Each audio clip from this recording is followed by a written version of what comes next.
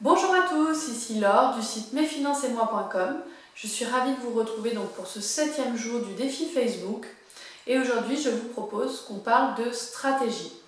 Donc en début de semaine, on a fait un point et un petit bilan sur votre situation patrimoniale actuelle. On a parlé de budget. Hier, j'ai répondu à la fameuse question à partir de quel montant investir. Donc voilà, aujourd'hui, il est temps de parler de stratégie. Donc, comme je vous l'ai dit hier, une fois que votre épargne de précaution est mise en place, on peut commencer à réfléchir à l'investissement. Et avant d'investir, il faut avoir une stratégie. On n'investit pas comme ça au hasard. Il faut avoir, entre guillemets, un plan de marche et prendre en compte deux éléments très importants.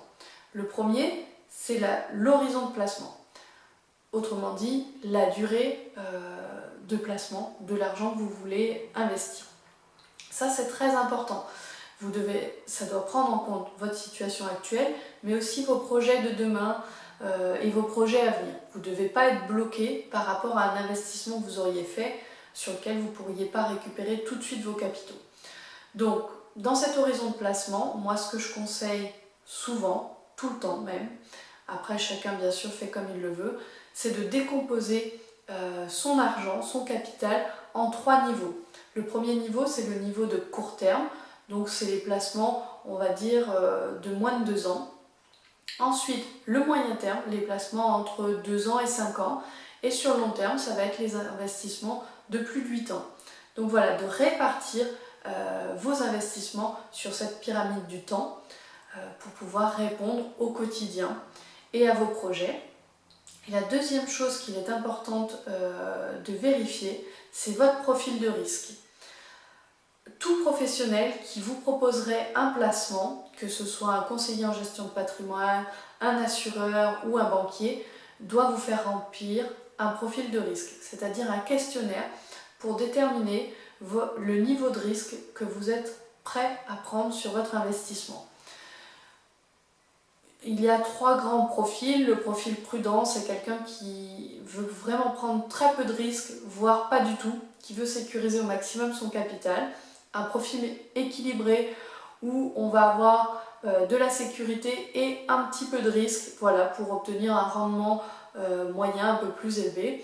Et le profil dynamique, ce sont les personnes qui sont prêtes à aller prendre un peu plus de risques sur leurs investissements. Donc voilà, il faut déterminer le profil de risque. Autrement dit, vous dire, cette somme-là, est-ce que je suis prête à la perdre éventuellement ou est-ce que j'en ai besoin pour un projet futur? Auquel cas, si vous avez besoin de cette somme d'argent, je vous conseille d'adopter une stratégie très prudente pour cette somme-là. Et les sommes dont vous n'auriez pas besoin tout de suite, où vous avez plus de temps et que vous vous dites, bon, si vraiment je les perdais, j'arriverais encore à vivre, et bien sur cette petite somme-là, vous pouvez vous permettre d'avoir une stratégie un petit peu plus dynamique. Voilà, donc ce que je voulais que vous reteniez, c'est qu'il est important de se fixer un timing pour vos investissements et que vos investissements soient en cohérence avec votre projet et surtout avec votre aversion au risque. Voilà, j'avais également eu une question qui était qui peut m'aider à gérer mes placements, à mettre en place cette stratégie? Eh bien, je l'ai déjà un petit peu évoqué, mais effectivement, un conseiller en gestion de patrimoine serait une personne adaptée, puisque cette personne-là va vous permettre de faire un bilan de votre situation et vous aider à mettre en place une stratégie.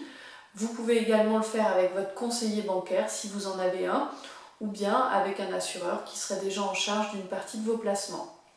Voilà, et bien écoutez, il ne me reste plus qu'à vous souhaiter une belle journée. N'hésitez pas à poser toutes vos questions sur le groupe Facebook, je vous y répondrai. Et je vous retrouve demain pour la suite du défi.